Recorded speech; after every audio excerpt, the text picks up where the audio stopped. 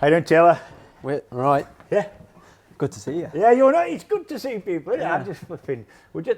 Everybody I sat down with, I've said, right, what you've been doing and what you've been missing. And they all went, yeah, I've been missing racing. They all went, people. They all missed everybody else. It's a weird feeling just coming here and seeing your mates and just having a chat, and feel really lucky to do it at the minute because it's hard. Because we've missed it for the best part of a year. I think with racing, you don't realise, as much as we all go racing and we enjoy the racing, the social side of it as well. Yeah. They're all our mates. That's exactly what everybody said. Yeah. You don't realise what you're missing until you don't have it, and then you think, yeah, a bit flat. Yeah. So what have you been doing?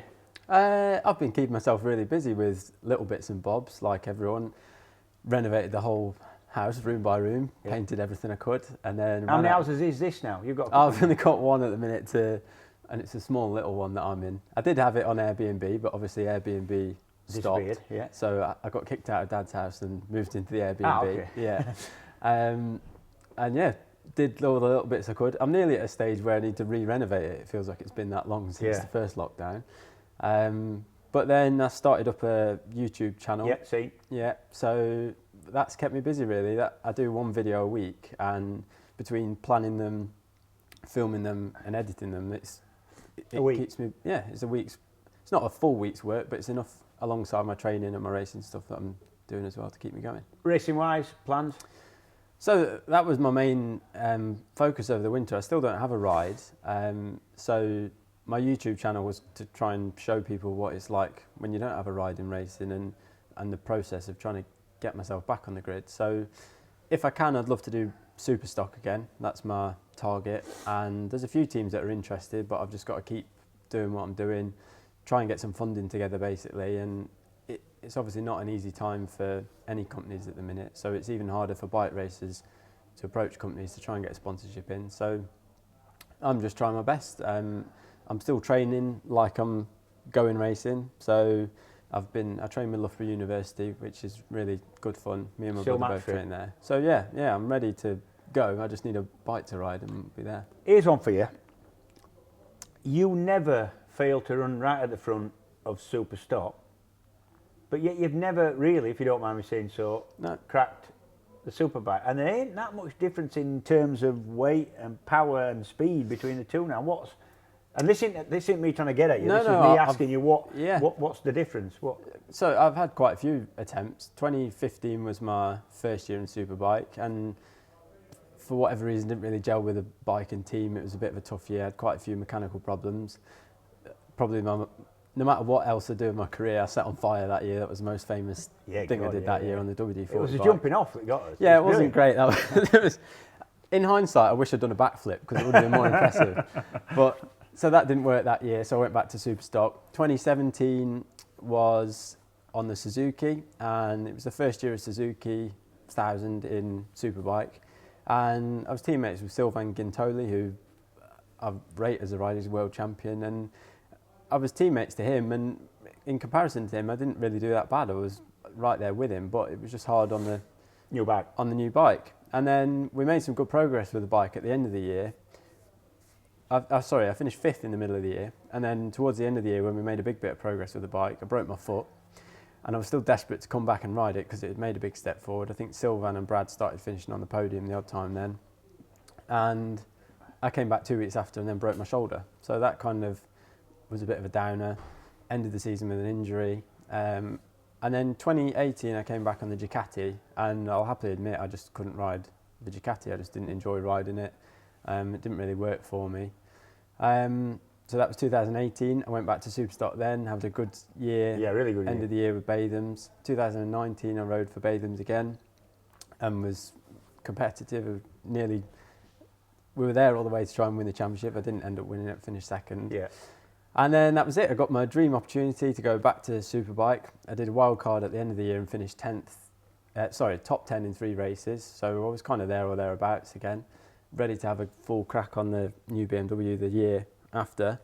And then unfortunately we had a winter break and I broke my leg and tore my MCL ligament in my right knee. So that was, now looking back on this injury, during the season I thought I was all right and I was just getting on with it and I was just having a bad year. But since the season's finished, I've had an operation on my leg to straighten my leg out. and looking at Loughborough University at my fitness test results and one thing or another, I didn't You're realise how different, bad it was. Yeah. Even in just day-to-day life, walking about, I hobbled really badly all year, which was giving me problems with my back and my hip. So it was just one of those years. 2020 wasn't great for a lot of people, but it doesn't put me off. I just keep coming back, giving it my all. So I'm going to have, if I can, have another crack at Superstock Championship and just have a fun year racing bikes again. Things have changed a bit in BSB. It looks like we're going to be running, in terms of Superbike, we're going to be running a 3-race weekend. Super Sport, the class has altered considerably. They want to get a lot more manufacturers involved. The class was dying a little bit because nobody was producing a 600 street bike to start off and make a race bike out of. What's your thoughts on all that? Do you think the format worked last year? I think it worked reasonably well. It's a lot of pressure on riders. It's hard for riders. Yeah. As a fan, sitting back watching it, I think it's great. The more racing, the better. For a rider, having 2 practices on a Friday and then basically Saturday becomes a much more pressured day. It goes from just having a practice and a qualifying to having a practice, a qualifying, and your qualifying session then is totally different because you can't afford to crash in it because the race is 2 hours after. Yeah. But you also can't afford to have a bad qualifying because you've got a race 2 hours after. So, and then your first race is important for the second race, and it all just sort of leads on. So, as a fan, it's great, but like the showdown, as a fan, that's also great, but it's a lot harder on the riders too because it just builds loads of pressure into every weekend. And then the Super Sport class, I can't wait to watch that. I think it needed a shake-up. It was on its backside, wasn't it? I mean, it needed it. Yeah, we've seen the R6 and the ZX6 go round and round a million times, and I think it'd be good to see some other bikes in the mix with them, and it's great. Triumph are back in it, and but this is a weird thing. They're trying for back in it with a 765 that they're going to have to somehow cap the power. That's a lot of difference in CCs. It'll have a lot more torque, not necessarily a lot more top end power, but it's going to have a lot of torque. And if you ride to that, that's going to be an advantage. The chassis is a little bit. It's more of a. It's more of a sit up and beg bike than it is a race bike. I'd like you. I'm intrigued to see what happens. That is my only not complaint, but question. Yeah, because I don't like these. That is one thing I don't like about these classes, when some bikes have got a load of ballast on others, because I don't think you can ever. You can't make it exactly equal. No, you can't. We've seen that from, I think, and they've done a good job. I ain't complaining or criticising anybody, but when the Supersport 300, it's proved a really competitive class for the kids, right? Yeah. But when you're trying to balance a 330 twin against a 500 twin against a 390 single and like a 399 twin. Yeah. It's difficult. You're doing it with revs, you're doing it with weight, and always at some circuit, one bike's going to dominate, I think. Yeah, and it's always hard because even in British superbikes, we've had it over the years where a bike will dominate, so they try and penalise that bike, but sometimes unfairly because sometimes riders are just better than others. Yeah. And that comes into it. So then you're not really doing it on a performance, putting it on a dyno, and mathematically this should equate to that. The rider's performance comes into it too. So if you have a bad rider on a Triumph, or vice versa, a good rider on a Triumph, the bike might not be better, he's just better. And that is my one question mark with these classes. But if it makes good racing, then I don't really care. No, I agree. Have you found any hidden skills or skills you didn't know you had when you've been saying you're doing house up? What does that mean? Have you just been doing the sort of donkey work and getting skilled men, or have you been having a go at doing stuff yourself? Not the gas or the electric, I guess. No, I've acquired a few skills. I think I've upgraded. Yeah, there's been a steep learning curve in all these skills. So I've been through all this. Yeah, I don't crap. The first one was DIY. I'm quite a creative person. I like making things anyway, so I've always dabbled in it. But I've fitted new flooring and things like that I've never done before. Click together stuff, and then I made a mess of that, and then moved on to a new lino in my bathroom, so I did that as well. I've since cracked my bath panel, so I fitted a bath panel. And yesterday I was actually knocking up a new set of shelving that I hand built myself. I went to Aldi and bought a steel saw, mitre saw, electric mitre saw. So I've fully upgraded my DIY skills, I think you'll agree. And then I moved on from there. I've always made videos, but my YouTube sort of kicked me into getting better at it. So I'm always learning on that, and I'm really enjoying that. I like learning new skills anyway because Yeah. it's just something to think about, and it Yeah. gets me up in the morning to think, right, I'm going to get better at that. So I'm constantly trying to get better at that. And then the third thing I've done is restored a TY80. Oh yeah. Yeah, which I've absolutely loved. Yeah. I've, again, dabbled fixing bikes, breaking bikes mainly. Standard trim, or have you gone for some kind of... No, standard, fully Standard standard. trim. Yeah. And Your dad's a standard trim man with his rest that's I've where it got comes to say. from. He's quite yeah. good at it. Yeah, and I've loved it.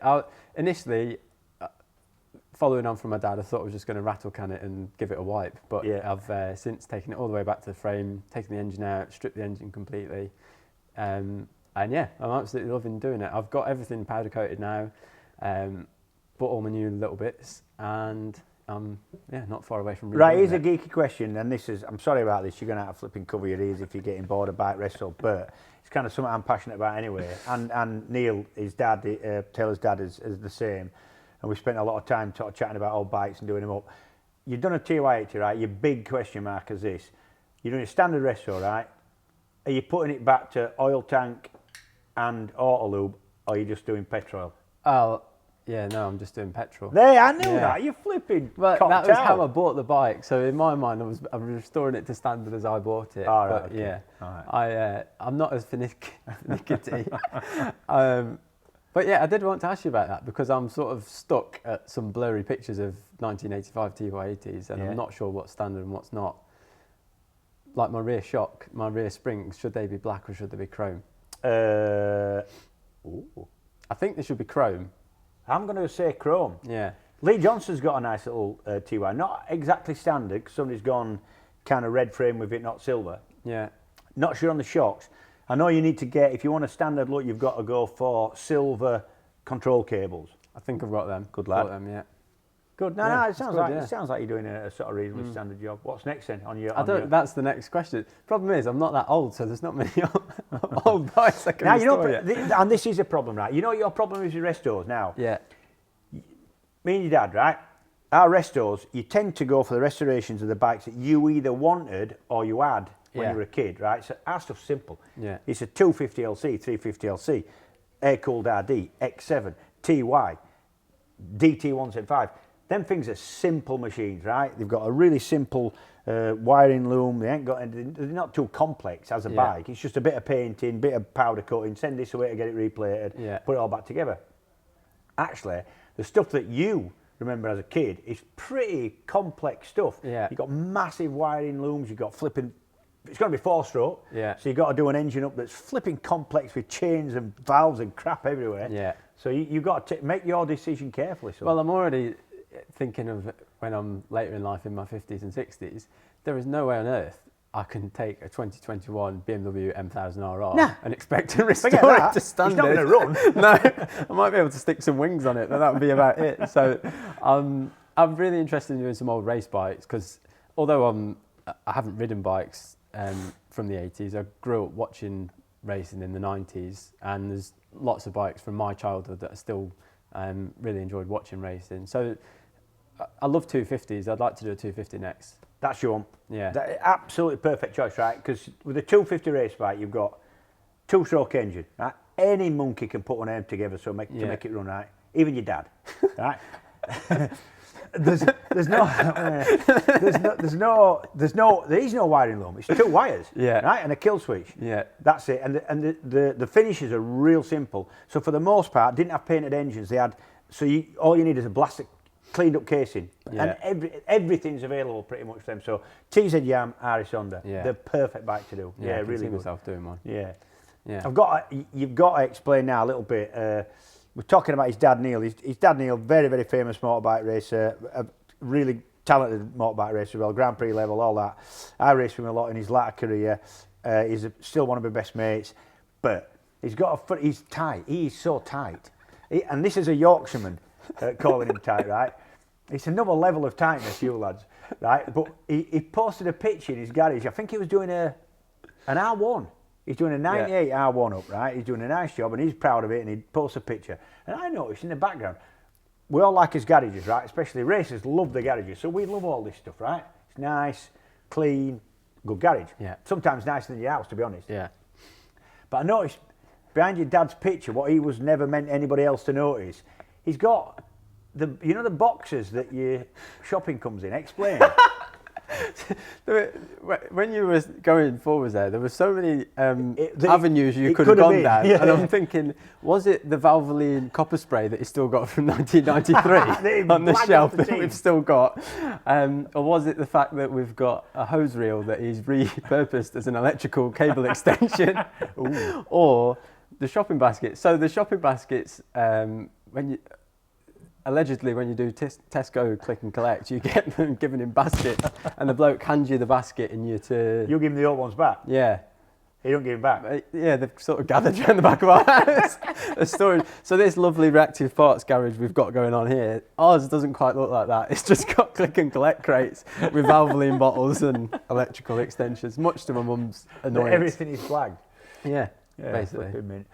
What have you missed most about racing? Is it the people? Is it the tracks? What is it? If you could, the one feeling you can't replicate no matter what you do, being creative, having friends, doing anything, is sitting on a grid, gritting your teeth, or getting having nervous, a last lap, but knowing you're going to enjoy it. Yeah, there's nothing you can do really that replicates that. I've realised, and that is the one thing. I'm not a fighting person, but I do like having a scrap. Like I just like the. Do you know, it's funny you said that, because I used to be really quite friendly. I used to train with a guy who got up to,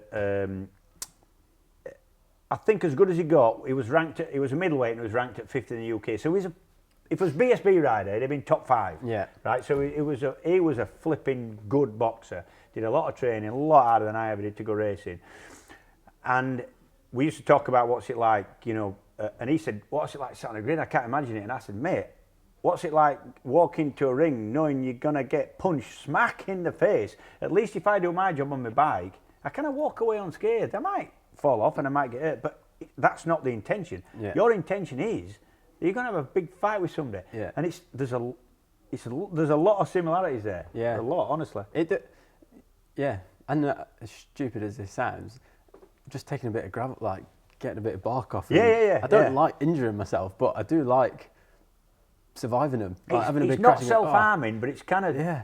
There's a little bit of something. I've always kept that to myself because I thought it was a weird thing to say, but Rob McElnay the other week, who obviously used to race, and he crashed his mountain bike, and he put, does anyone else like having a bit of bark off? And I don't enjoy crashing, but I do think like, got through that. Yeah, it's a block thing. Yeah. Sorry, I mean, ladies are really too intelligent to get this. They don't get it. Yeah. Because it is an intelligence thing. We're that thick. We kind of carry on doing it. I was out on my mountain bike with a bloke, and it's really cold. And you've got to really watch out for ice, because then things have no... You go on ice with a mountain bike, you're flipping on your backside. We're coming down this road, and I'm going a little bit too quick, because I kind of figured there must be a bit of ice about somewhere. And it's a tarmac driveway to a farm. And we're going down, it's downhill, and come around this little corner to a little straight bit, and it's ice, and I'm not going to miss it. I can't avoid it. I can't run up the grass bank. It's walled on either side. Boom, I've gone down. Bashed my knee a little bit, but I wasn't that badly bashed. And I'm sliding. I slid 50 metres on my backside. And I was a bit shocked at first when I hit the ground, but then I'm sliding along and thought, just like the good old days. It's true. It's a weird thing. Yeah. Apart from the one thing I will say is snapping my leg in two. I wouldn't want to replicate that again, because watching your leg go that way and back. Yeah, I know. They're the ones I don't enjoy. But the odd like bump and bruise. Yeah. I know. I once heard Fogarty say that it was in a conversation. Says, "Oh, there's nothing worse than so and so. There's nothing worse than." I remember under his vest says, "Broken femur's worse." Yeah. And it was true. Yeah. Cheers, Taylor. No worries, thanks. Cheers.